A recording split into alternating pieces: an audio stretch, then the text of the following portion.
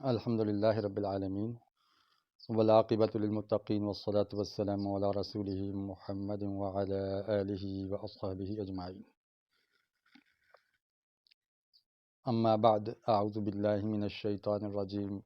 بسم اللہ الرحمن الرحیم. وَإِذَا طَلَّقْتُمُ النِّسَاءَ فَبَلَغْنَ أَجَلَهُنَّ فَلَا تَعْضُلُوهُنَّ أَن يَنكِحْنَ أَزْوَاجَهُنَّ إِذَا تَرَاضَوْا بَيْنَهُمْ. معزز حاضرین و سامعین، لمبی بیماری کے بعد اب کچھ افاقہ ہوا اور آپ کے سامنے سورہ بقرہ کا رکوع نمبر 30 لے کر حاضر ہوا ہوں. دعا کریں اللہ تعالیٰ صحت اور ایمان کی سلامتی دے تاکہ یہ چراغ جلتا رہے اور روشنی پھیلتی رہے. چینل کے بنانے کا مقصد بھی سیکھو اور سکھاؤ ہے. آپ سے گزارش ہے کہ آپ اس آج کے لیسن میں، آج کے لیکچر میں جو سیکھیں وہ دوسروں کے ساتھ شیئر ضرور کریں، دوسروں کو بھی سکھانے کی کوشش کریں. سورہ بقرہ کے رکوع نمبر 30 میں اللہ رب العزت نے 4-5 باتیں ذکر فرمائی ہیں. ان میں شوہر اور بیوی کے حقوق ہیں، باپ ماں اور بیٹے کے حقوق ہیں. اصل میں اسلام چاہتا ہی حقوق کی پاسداری کرنا ہے تاکہ ہر ایک کو اس کا حق ملے اور یہ جو سوسائٹی ہے، معاشرہ ہے، امن کا گہوارہ بن جائے. اس رکوع میں سب سے پہلی بات یہ فرمائی گئی ہے کہ جو عورت طلاق پا چکی ہو اس کو عدت گزرنے کے بعد دوسری شادی کرنے کی اجازت ملنی چاہیے، اس میں روڑے نہیں اٹکانے چاہیے تاکہ وہ پاکیزہ زندگی اختیار کر سکے. نمبر 2، اگر کوئی عورت ایسی ہے کہ اس کا خاوند فوت ہو گیا اور وہ بیوہ ہو گئی ہے تو اس کی عدت بتائی گئی ہے کہ وہ کتنا عرصہ انتظار کرے اور اس کے بعد اگلی زندگی کا انتظام کرے. تیسری بات ہے کہ اگر ماں کی گود میں بچہ ہے طلاق یافتہ کی گود میں، تو اس بچے کو، شیرخوار بچے کو دودھ پلانے کی مدت کتنی ہوگی اور اس مدت کے دوران میں اٹھنے والے اخراجات کس کے ذمے ہوں گے. پھر ایک بات یہ بیان ہوئی ہے کہ اگر بیوہ عورت دوسرا نکاح کرنا چاہے تو اس کے سامنے کھل ہونی چاہیے، اس میں خواہ مخواہ رکاوٹیں کھڑی نہیں کرنی چاہیے. پھر ایک یہ بھی ہے کہ جو خرچہ والد کے ذمہ آئے گا تو اس میں تکلفات سے بچتے ہوئے معروف طریقے کو اپنانا چاہیے تاکہ کسی کو کسی وجہ سے کوئی پریشانی لاحق نہ ہو.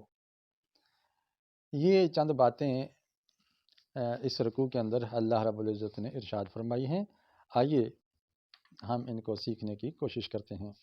آیت نمبر 232 میں فرمایا وَإِذَا طَلَّقْتُمُ النِّسَاءَ، جب تم عورتوں کو طلاق دے بیٹھو، فَبَلَغْنَ أَجَلَهُنَّ، اور وہ اپنی اجل کو پہنچ جائیں یعنی عدت پوری کر لیں، فَلَا تَعْضُلُوهُنَّ، تو پھر ان کو روکے نہ رکھو، رکاوٹ نہ کھڑی کرو، أَن يَنكِحْنَ أَزْوَاجَهُنَّ، کہ وہ نکاح کریں اپنے ازواج سے، دوسرے خامد سے. دوسری شادی میں کوئی رکاوٹ نہیں ہونی چاہیے. اذا تراضوا بینہم، جب کہ وہ آپس میں راضی ہوں اس شادی پہ، بالمعروف، معروف طریقے سے. تو معروف کا ایک خاص لفظ ہے قرآن استعمال کرتا ہے، یعنی کامنلی جس کو عقل سلیم تسلیم کرتی ہے اس طریقے کو اپناتے ہوئے یہ دوسری ارینج شادی ہونی چاہیے. ذالک یوعظ بہ من کان منکم یؤمن باللہ والیوم الآخر، یہ ہے کہ واعظ کرتا ہے جس کی اس شخص کو جو کہ ایمان رکھتا ہو اللہ پر اور یوم آخرت پر. ظاہر اس واعظ و نصیحت کا اثر ایمان باللہ اور ایمان بالآخرت کے حامل شخص ہی پر ہو سکتا ہے، دوسرا تو اس قانون اور ضابطے پہ قطعاً راضی نہیں ہوگا. ذالک ازکی لکم واطہر، اگر تم اس طلاق یافتہ عورت کو دوسری شادی کرنے دیتے ہو تو یہ آپ کے لیے اور ان سب کے لیے پاکیزہ اور طہارت والا کام ہے، پاکیزگی والا کام ہے. ظاہر ہے اگر وہ گھر میں بیٹھی رہتی ہے، بن بیاہی، طلاق یافتہ ہے، اب ظاہر ہے پوری زندگی تو تنہائی میں اور بغیر شوہر کے نہیں گزاری جا سکتی. ایک عورت کو شیلٹر چاہیے، ایک حصار اور حصن چاہیے، ایک حفاظت چاہیے، اور وہ خامد سے بہتر کوئی نہیں ہو سکتی. نہ باپ پروٹیکشن دے سکتا ہے، نہ بھائی سیکورٹی فراہم کر سکتا ہے اتنی جو ایک خامد کا کیا کرتا ہے. اس لیے عورت کی عزت، ناموس اور اس کے حقوق کی پاسداری کا تقاضا یہ ہے کہ اس کو دوسری شادی کرنے دی جائے. واللہ یعلم وانتم لا تعلمون، اللہ جانتا ہے تم نہیں جانتے۔ اب انسانوں میں سے بہت سے گروہ ایسے ہیں کہ جو عورت کو دوسری شادی سے روکتے ہیں، بیوہ کی زندگی اجیرن کر دیتے ہیں، خاص طور پہ ہندوؤں کے اندر آج بھی، حالانکہ روشنی کا دور ہے، اس کے باوجود بھی ایک کثیر تعداد ایسی ہے جو کہتی ہے کہ خامد مر گیا ہے، اس کے ساتھ اس کی رہ جانے والی بیوی بھی چھلانگ مارے اور آگ کے اندر ستی ہو جائے۔ اور یہ قدیم عرصے سے یہ سلسلہ چلا آ رہا ہے، اور ہندوستان میں تو نکاح بیوگان کی ایک تحریک بھی چلی کہ بیوہ عورتوں کو اور مطلقہ عورتوں کو دوسری شادی کی اجازت ہونی چاہیے۔ خود رسول آخری نبی علیہ الصلاۃ والسلام نے اس کی مثال پیش کیا کہ ان کی جو پہلی زندگی ہے 25 سال کے اندر پہلی جو شادی ہے وہ ایک بیوہ خاتون حضرت خدیجہ سے ہوئی تھی، دوسری شادی بھی بیوہ سے ہوئی تھی، اور تیسری شادی ایک کنواری عورت سے ہوئی، اور اس کے بعد جو 6-7 شادیاں ہوئی ہیں وہ بھی بیوگان سے ہوئی ہیں یا مطلقات سے ہوئی ہیں۔ اس لیے ایک بیوہ کو شیلٹر فراہم کرنا یہ بہت ضروری ہے۔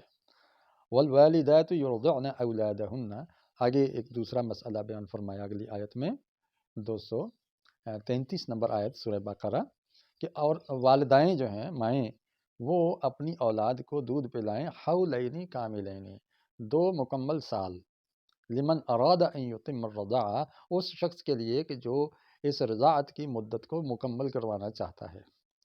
باپ چاہتا ہے کہ اس کا گود میں جو بچہ ہے وہ اپنی ماں کے پاس رہے، ماں کا دودھ پی کے پروان چڑھے، تو دودھ کی مدت پوری کرائے، تو اس کو یہ سہولت ملنی چاہیے۔ یہ بچے کا بھی حق ہے اور باپ کا بھی حق ہے اور ماں کا بھی فطری تقاضا یہ ہے۔ اب خاندانوں میں نچاکیاں اور کھینچا تانیاں کچھ ایسی بن جاتی ہیں، اتنی نفرت ہو جاتی ہے کہ بچے کا حق مارا جا رہا ہوتا ہے، بچہ بیچارہ پس رہا ہوتا ہے درمیان میں۔ نہیں، اگر بچے کا باپ کہتا ہے کہ یہ اپنی ماں کی گود میں رہے اور دودھ کی مدت پوری کرے تو 2 سال تک اس کو دودھ پلانے کی مدت پوری ہونی چاہیے۔ وَعَلَى الْمَوْلُودِ لَهُ رِزْقُهُنَّ وَكِسْوَتُهُنَّ بِالْمَعْرُوفِ، اب یہ ہے کہ دودھ کی مدت کے دوران میں اٹھنے والے اخراجات جو ماں کھائے گی، جو پہنے گی، وہ اخراجات بچے کے باپ کے ذمے ہیں، وہ نان و نفقہ فراہم کرے گا۔ لا تکلف نفس الا وسعها، لیکن یہ اخراجات بیئر کرتے برداشت کرتے ہوئے یا کسی پر لاتے ہوئے معروف طریقے کا خیال رکھنا ہوگا۔ بہت زیادہ قیمتی چیزیں بھی نہ طلب کی جائیں اور وہ بھی بہت گھٹیا قسم کا راشن ہی نہ فراہم کرے، بلکہ جو اس کی جسامت اور صحت کے موافق ہو، بچے کی غذائیت اور والدہ کی غذائیت کے لیے جو چیزیں پوری ہونی چاہیے وہ ان کو مہیا کی جائیں۔ لا تضار والدۃ بولدہا، اب والدہ کو اس کے بچے کی وجہ سے تکلیف نہیں دینی چاہیے۔ ولا مولود لہ بولدہ، اور نہ ہی مولود لہو یعنی باپ کو اس کے بیٹے کی وجہ سے کوئی تکلیف ملنی چاہیے۔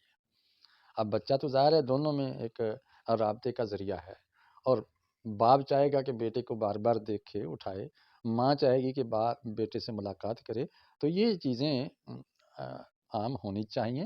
بالکل ایسا پاڑا اور ایسی جدائی نہیں ہونی چاہیے کہ ماں باپ دونوں ہی پریشان ہو رہے ہوں۔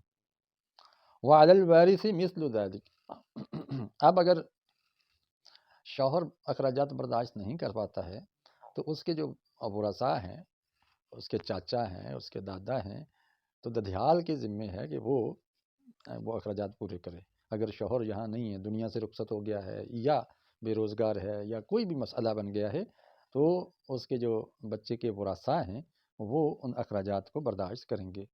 وَإِنْ أَرَادَا اسْفِصَالًا عَنْ تَرَاضٍ مِّنْهُمَا، اب اگر بچے کا باپ اور ماں دونوں باہم رضامندی سے دودھ چھڑوانا چاہتے ہیں کہ چلو جی 1 سال ہی کافی ہے یا 6 مہینے ہی کافی ہے یا 1.5 سال ہی کافی ہے، 2 سال پورے نہیں کروانا چاہتے تو ٹھیک ہے، اس میں کوئی حرج نہیں ہے۔ وَتَشَاوُرٍ، اگر مشورے سے یہ بات آپ طے کر لیتے ہیں تو جائز ہے۔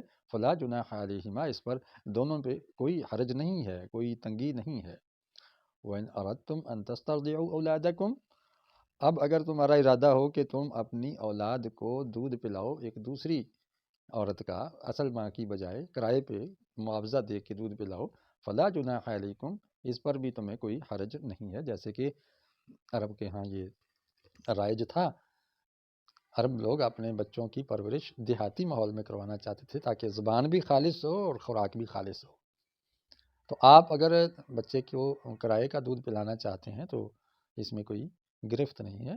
اذا سلمتم ما آتیتم بالمعروف، تم اگر وہ حوالے کر دیا ہے جو تم نے معروف طریقے سے کوئی معاوضہ طے کیا تھا، تو دودھ پلانے والی کو معاوضہ دے دیتے ہو تو کوئی حرج نہیں ہے، ان سے پلوا لو۔ واتقوا اللہ، لیکن اس میں اللہ کا تقوی نہیں چھوڑنا۔ وَاعْلَمُوا أَنَّ اللَّهَ بِمَا تَعْمَلُونَ بَصِيرٌ، اور جان رکھو کہ جو تم عمل کرتے ہو اللہ اس کو دیکھ رہا ہے۔ اب تقوی اصل میں سارے معاملات کی روح ہے، یہ سر رشتہ ہے۔ تقوی نہ ہو تو کوئی بھی معاملہ اپنے اختتام اور اتمام کو نہیں پہنچتا ہے۔ پھر جو اللہ چاہتے ہیں نا، امن و آشتی، سکون، راحت ملے آپ لوگوں میں کو راحت ملے، تو وہ نہیں ملتی۔ اللہ کو حاضر ناظر سمجھ کے اگر کام کیے جائیں تو بڑی خوش اسلوبی سے یہ سارے معاملات طے ہو جاتے ہیں۔ والذین یتوفون منکم، آگے اللہ تعالیٰ نے آیت میں فرمایا، آیت نمبر 234 میں، کہ وہ لوگ جو تم میں سے فوت ہو جاتے ہیں، وَيَذَرُونَ أَزْوَاجًا، اور پیچھے اپنی بیوی چھوڑ جاتے ہیں، بیوہ، يَتَرَبَّصْنَ بِأَنفُسِهِنَّ أَرْبَعَةَ أَشْهُرٍ وَعَشْرًا، تو وہ اپنے آپ کو روکے رکھیں 4 مہینے اور 10 دن۔ یہ ان کی عدت ہے بیوہ کی، تو وہ بناؤ سنگار نہیں کرے گی، گھر سے بلا ضرورت، شدید ضرورت کے بغیر باہر نہیں جائے گی، اور کوئی شادی کا نامہ پیامہ یا ایسی باتیں طے نہیں کرے گی، پرکشش لباس نہیں پہنے گی، تو یہ سوگ کے دن ہیں وہ گھر میں بیٹھ کے گزارے گی۔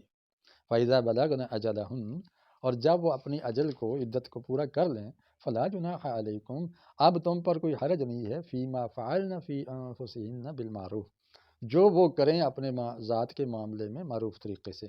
اب اگر وہ نکاح ثانی کرنا چاہتی ہے، دوسری شادی کرنا چاہتی ہیں، تو اس کو کرنے دینا چاہیے، اس میں کوئی حرج نہیں ہے۔ جب عدت پوری ہو گئی ہے تو اب اس کو آزادی ہے۔ واللہ بما تعملون خبیر، اور اللہ باخبر ہے اس سے جو تم اعمال کر رہے ہو۔ ولا جناح علیکم فیما عرضتم به من خطبۃ النساء، اب مسئلہ ہے کہ عدت کے دوران میں کیا منگنی کی کوئی بات کی ہی نہیں جا سکتی سرے سے؟ تو اللہ تعالیٰ انسانی فطر سے آگاہ ہے کہ انسان ظاہر نظر تو رکھتا ہے نا کہ چلو اس کا شوہر فوت ہو گیا تو ہم اس کو اپنے گھر میں لے آئیں گے، تو گھر میں لانے کے لیے بات طے نہیں کی جا سکتی، البتہ ہلکے پھلکے انداز میں، اشارے کنائے میں ان کو باور کرایا جا سکتا ہے کہ ہم آپ کے رشتے کے خواہاں ہیں، یا عورت کرا سکتی ہے، تو اس میں کوئی حرج نہیں ہے۔ خطبۃ النساء ہو سکتا ہے، یعنی عورتوں کو شادی کی خواہش کا اظہار جو ہے نا وہ کیا جا سکتا ہے۔ او اکننتم فی انفسکم، یا تم اپنے دل میں ہی چھپا لیتے ہو اس ارادے کو، ظاہر نہیں کرتے ہو، تو اس میں بھی کوئی حرج نہیں ہے، یہ عدت کے تقاضے کے منافی نہیں ہے۔ علم اللہ انکم ستذکرونہن، یہ اس وجہ سے کہ اللہ تعالیٰ کو تو پتہ ہے کہ جو تم ذکر تو کرو گے نا، آخر بیوہ کا کسی نہ کسی محفل میں، کسی میٹنگ میں تذکرہ تو ہوگا کہ اب یہ بیوہ ہو گئی ہے تو اس کی اب شادی کا کیا ہوگا۔ ولیکن لا تواعدوہن سرا، خفیہ طور پہ پکی بات آپ نہیں کریں گے، الا ان تقولوا قولا معروفا، ہاں معروف جچی تلی بات آپ کر سکتے ہیں۔ ولا تعزموا عقدۃ النکاح، اللہ تعالیٰ مزید واشگاف الفاظ میں فرما رہے ہیں کہ دیکھو نکاح کا عقد اور بندھن نہیں ہوگا، اس کا عزم نہیں کیا جائے گا، حتی یبلغ الکتاب اجلہ، یہاں تک کہ یہ کتاب اپنی اجل کو پہنچ جائے، یعنی عدت پوری ہو جائے۔ وَاعْلَمُوا أَنَّ اللَّهَ يَعْلَمُ مَا فِي أَنفُسِكُمْ، اور جان رکھو اللہ تعالیٰ جانتا ہے جو تمہارے دلوں کے اندر ہے۔ فَاحْذَرُوهُ، بس تم اس سے ڈرو، اللہ سے ڈرو، وہی حذر اور تقوی مترادف ہیں۔ وَاعْلَمُوا، اور جان رکھو أَنَّ اللَّهَ غَفُورٌ حَلِيمٌ، اللہ تعالیٰ بخشنے والا اور حلم و بردباری کا مالک ہے۔ تو حضرات یہ دیکھیں کتنے سنہری اصول اللہ تعالیٰ نے بڑے ہی پیارے انداز سے ہمیں دے دیے ہیں کہ آئلی زندگی کو بہترین انداز میں کیسے گزارا جاتا ہے۔ آپ اس کو اسی صورت میں بہتر کر سکتے ہیں جب ہر ایک کو اس کا حق دیں گے اور توازن رکھیں گے اور معروف کو اپناتے رہیں گے۔ اللہ تعالیٰ بھی معروف کا حکم دیتا ہے۔ اللہ تعالیٰ ہمیں عمل کی توفیق عطا فرمائے۔ وآخر دعوانا ان الحمد للہ رب العالمین۔